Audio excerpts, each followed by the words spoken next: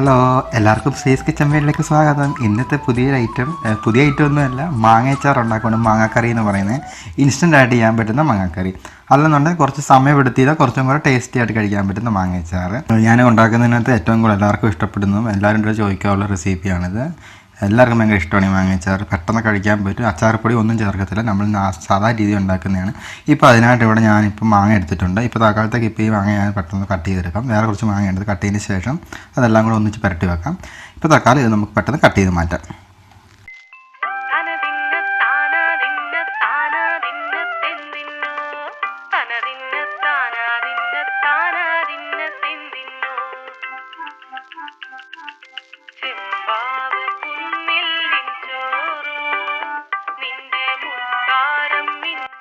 ഇപ്പോൾ ഇവിടെ മാങ്ങയെല്ലാം കട്ട് ചെയ്ത് വെച്ചിട്ടുണ്ട്. ഇതൊരു പാത്രത്തിലോട്ട് മാറ്റി കൊടുക്കാം. നമുക്ക് എന്തോരം വലിപ്പം വേണം, എപ്പോഴും ചെറുതായിട്ട് കട്ട് ചെയ്യുന്നതാണ് നല്ലത്. എന്താണെന്ന് വെച്ച് കഴിഞ്ഞാൽ അച്ചാറിനൊക്കെ ആകുമ്പോഴത്തേക്ക് ഒത്തിരി വലിയ കഷ്ണമാണെന്നുണ്ടെങ്കിൽ കഴിക്കാൻ അത്ര ടേസ്റ്റ് ഉണ്ടാവില്ല. എന്നാൽ പിന്നെ നമ്മൾ അതേസമയം തന്നെ വലുതായിട്ട് ഇടുന്ന അച്ചാറുകളും ഉണ്ട്. ഇപ്പോൾ ഇതിനകത്തൊക്കെ മാങ്ങാക്കറി എന്ന് അറിയപ്പെടുന്ന മാങ്ങ അച്ചാർ എന്നല്ല, ഈ വളരെ പെട്ടെന്ന് ഉണ്ടാക്കാൻ പറ്റുന്ന അച്ചാറാണ്. വളരെ ടേസ്റ്റാണ്. ഇതാണ് നമുക്ക് സാധാരണ രീതിയിൽ താന്നുണ്ടെങ്കിൽ ഇപ്പോൾ ഫ്രിഡ്ജിലൊന്നും വെക്കാതെ തന്നെ ആണെങ്കിലും ഉപയോഗിക്കാൻ പറ്റും. ഇതിനകത്ത് ഞാൻ എൻ്റെ അച്ചാറിനകത്തൊന്നും ഇങ്ങനെയുള്ള അച്ചാറുകളൊന്നും നമ്മൾ വിനാഗിരി ചേർക്കത്തില്ല. ഇനി ഇതിനകത്തോട്ടേക്ക് നമുക്ക് അത്യാവശ്യമുള്ള ഉപ്പ് ചേർത്ത് കൊടുക്കാം.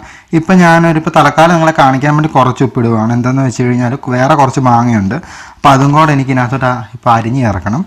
ഇപ്പോൾ സമയക്കുറവുകൊണ്ടാണ് ഇപ്പോൾ കുറച്ച് കാണിച്ചത്. കുറച്ച് ഉലുവാപ്പൊടി. ഇപ്പോൾ ഇത്രയും മാങ്ങയ്ക്കാണ് ഞാനൊരു 1/4 ടീസ്പൂൺ ഉലുവാപ്പൊടി ഇടുന്നു. ഇപ്പോൾ നിങ്ങൾ എടുക്കുന്ന ക്വാണ്ടിറ്റിക്ക് അനുസരിച്ച് നമുക്കത് കൂട്ടണം. അതുപോലെ തന്നെ കുറച്ച് കായപ്പൊടി. ഇപ്പോൾ ഇവിടെ ഇടുന്നത് ഒരു 1/4 ടീസ്പൂൺ കായപ്പൊടിയും കൂടെ ആഡ് ചെയ്യുന്നുണ്ട് ഞാൻ. ഇപ്പോൾ ഇത്രയും മാങ്ങയ്ക്ക് ഒരു 1.5 ടീസ്പൂണ് മുളക് പൊടി ആഡ് ചെയ്യണം.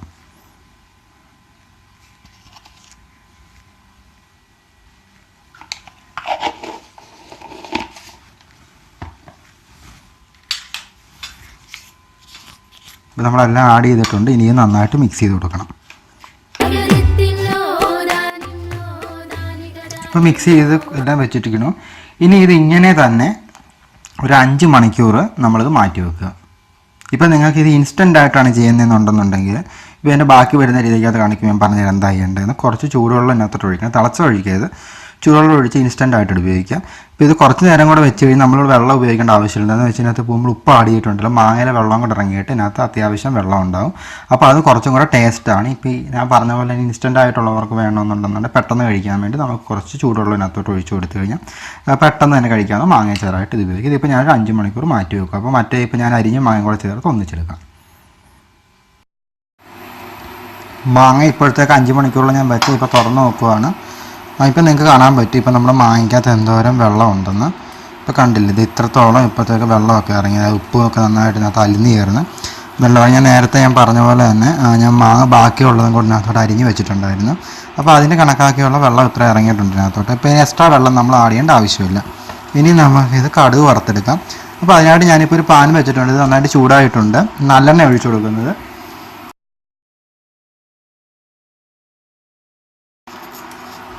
ഇപ്പോൾ അത്യാവശ്യം നന്നായിട്ട് അത് ചൂടായിട്ടുണ്ട്. ഇതിനകത്തോട്ടൊക്കെ ഞാൻ 1 ടീസ്പൂൺ കടുക് ഇട്ട് കൊടുക്കുകയാണ്.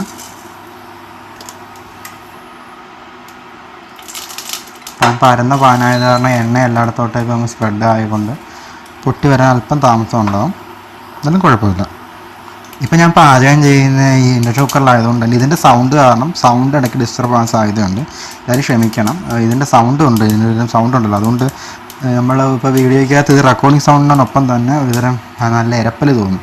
വേറൊന്നുമല്ല, ഇതിൻ്റെ സൗണ്ടാണ്. ഇപ്പോൾ അത് പൊട്ടി തുടങ്ങിയിട്ടുണ്ട്. ഇതിനകത്തോട്ടേക്ക് 1 ടീസ്പൂൺ ഉലുവ കൂടെ ചേർക്കണം. നമ്മൾ ഉലുവപ്പൊടി ചേർത്തിട്ടുണ്ട്. ഇന്ന് എക്സ്ട്രാ ആയിട്ട് ആഡ് ചെയ്യുന്ന കേട്ടോ ഉലുവ.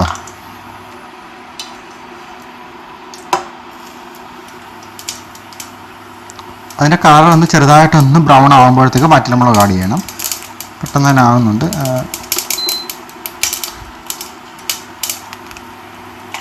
2-3 വറ്റൽമുളക് ആഡ് ചെയ്ത് കൊടുക്കാം.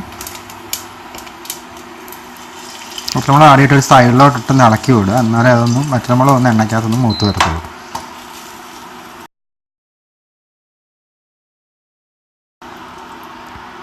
ശേഷമുള്ള ഇൻഗ്രീഡിയൻറ്റ് കറിവേപ്പിലയാണ്. ഒരു 2 തണ്ട് കറിവേപ്പിലയുണ്ട്. അതും കൂടെ അതിനകത്തോട്ട് ആഡ് ചെയ്യുന്നു. തണ്ടുൾപ്പെടെ പൊട്ടിച്ച് ചേർക്കുന്നുണ്ട്, ടേസ്റ്റാണ്, അതുകൊണ്ടാണ്. ഇനി ഫ്ലെയിം നന്നായിട്ട് കുറച്ച് വെക്കുക. ഇപ്പോൾ ഗ്യാസിൽ ചെയ്യുന്നതിന് ഫ്ലെയിം കുറച്ചതിന് ശേഷം മാത്രം നമ്മുടെ ഈ മാങ്ങ ഇതിനകത്തോട്ട് ആഡ് ചെയ്ത് കൊടുക്കണം. ഫുൾ അതിനകത്തുള്ള അത്രയും കണ്ടൻറ്റ് ഇതിനകത്തോട്ട് നിങ്ങൾ ആഡ് കൊടുക്കണം ഫുള്ളായിട്ട്. എന്നിട്ട് നന്നായിട്ട് മിക്സ് ചെയ്ത് വിടുക എല്ലാ സൈഡും.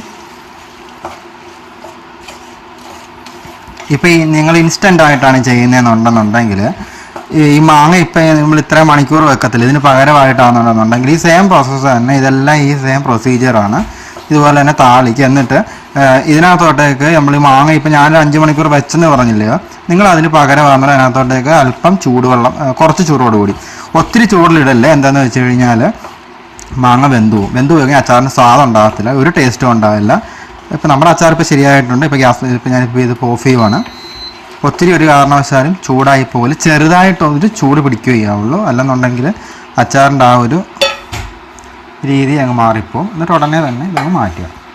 ഇത് 5 മണിക്കൂർ വെച്ചതായതുകൊണ്ട് തന്നെ ഇതിനകത്ത് ഉപ്പും എല്ലാം പിടിച്ചിട്ടുണ്ട്. അപ്പോൾ നമ്മളിനി കൂടുതലായിട്ട് ഇത് വെച്ച് വേവിച്ച് ഇതിൻ്റെ ആ ഒരു യഥാർത്ഥമുള്ള ടേസ്റ്റ് വെറുതെ കളയാൻ നിൽക്കേണ്ട, അതുകൊണ്ട് പറഞ്ഞതേ ഉള്ളൂ. ഇത്രയേ ഉള്ളൂ നമ്മുടെ മാങ്ങ അച്ചാർ. അപ്പോൾ ഞാൻ പറഞ്ഞുകൊണ്ടിരുന്നത് ഇൻസ്റ്റൻ്റായിട്ട് ചെയ്യുന്നവർക്ക് ഇതുപോലെ തന്നെ അതിനകത്തോട്ട് ചൂടുവെള്ളം ഒഴിച്ചതിന് ശേഷം ഇതുപോലെ നന്നായിട്ട് വെച്ചൊരു പാനി വെച്ച് എല്ലാം കടുകൊക്കെ ഇട്ട് താളിക്കുക.